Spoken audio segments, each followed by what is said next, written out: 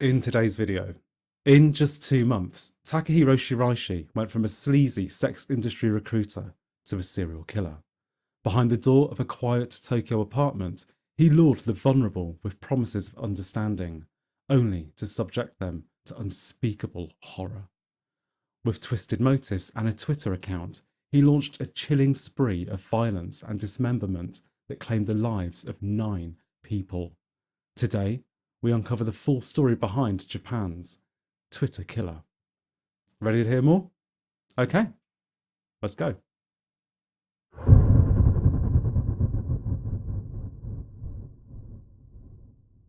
Takahiro Shiraishi always had a dark past. By 2017, he'd spent 6 years working as a scout, recruiting women to work in hostess clubs and other sex work-based establishments. Even in an industry full of creeps, he managed to stand out from the others. The locals and women labelled him as the creepy scout. But even they probably didn't realise just how depraved he was. His recruitment's hall of choice? Twitter. He'd contact the vulnerable women on the platform and they'd soon find themselves working in one of those seedy establishments. But it wouldn't be long before his use of Twitter would take a much darker turn. In February 2017, 27-year-old Takahiro was arrested for his recruitment activities. However, instead of being sent to prison, he escapes with a suspended sentence. By this point, his life was unravelling. He's out of work, he's split from his girlfriend, and he's confessed to his father, "I don't know why I'm alive." He decided that he was going to make a fresh start. In August, Takahiro started renting a flat in Zama, a quiet residential area just outside Tokyo. It's a place where nothing out of the ordinary ever really happens. But the arrival of Takahiro would soon change this. And this is where the story gets really dark. Takahiro resumed contacting women on Twitter, but by this time he offered a much more disturbing service. He advertised himself to women who were contemplating suicide, offering them the use of his apartment while he teaches them how to hang themselves. He would then be present during their final moments while they carried out the plan. As you can see in this screenshot of his profile, he called himself Hanging Pro on Twitter. Translated, the Japanese reads, "I want to help people who are really in pain. Please DM, direct message me, anytime." Deranged as the whole thing was already, Takahiro had even darker intentions of which none of the women were aware. He also planned to assault and dismember those unfortunate enough to enter his apartment.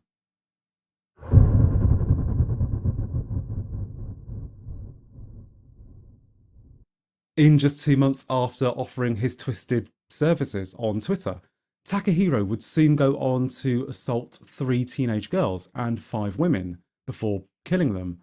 When the boyfriend of one missing woman visited Takahiro's apartment, he too was murdered. The spree began in late August 2017, just 3 days after he'd moved into his new apartment. His first victim was Mizuki Mayura, a 21-year-old woman he had been chatting to on Twitter. She agreed to meet him, but his plans were disrupted when she brought her boyfriend along. However, the boyfriend would soon leave them alone. Takahiro then took Mizuki back to his apartment, but she was there under false pretenses. After her disappearance, her parents discovered a note in her bedroom telling them that she was leaving home to go and live with Takahiro. They also discovered that she'd withdrawn 5,000 yen, which is around $3,400, €2,900, to pay for the first month's rent. But of course, Takahiro never intended for Mizuki to become his flatmate. When they arrived at his apartment, he stole her money and fatally strangled her.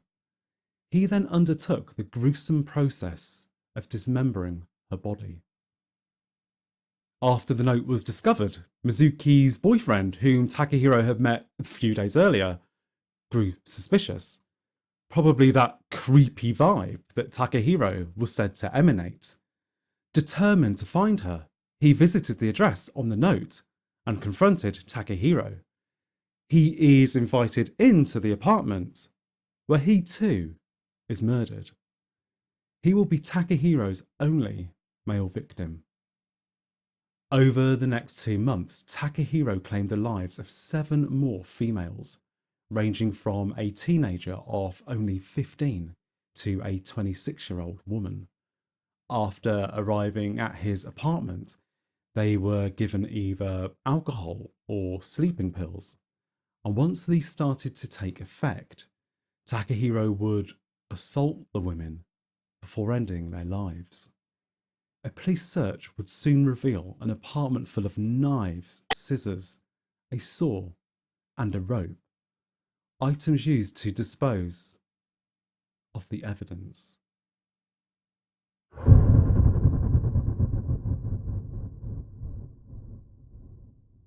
The net soon closed in on Takahiro. In late October 2017, he claimed his final victim, 23-year-old Aiko Tamura.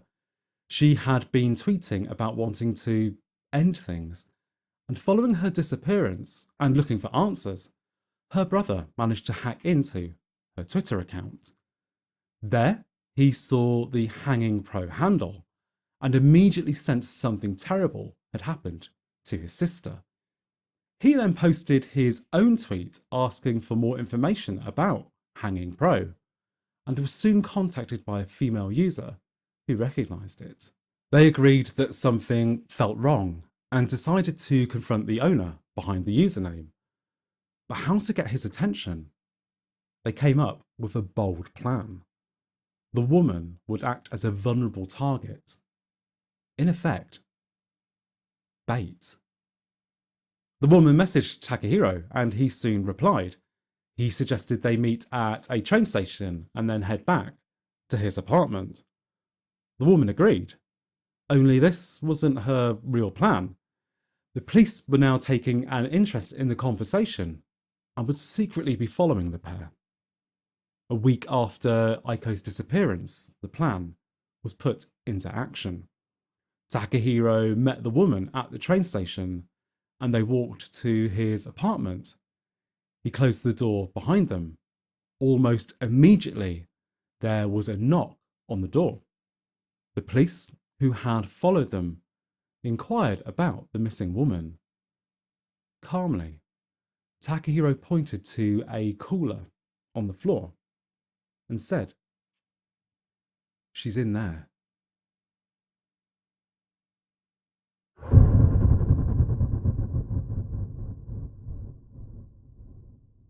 The police opened the cooler and found evidence of Aiko inside. Takahiro was immediately arrested and confessed to the killings.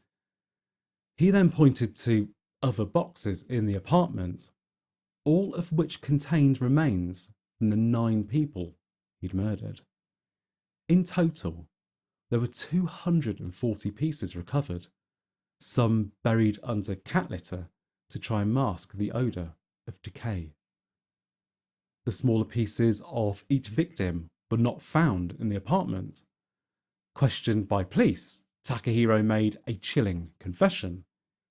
Making use of the tools around his apartment and some gruesome labour in the bathroom, he disposed of those pieces in the regular household trash.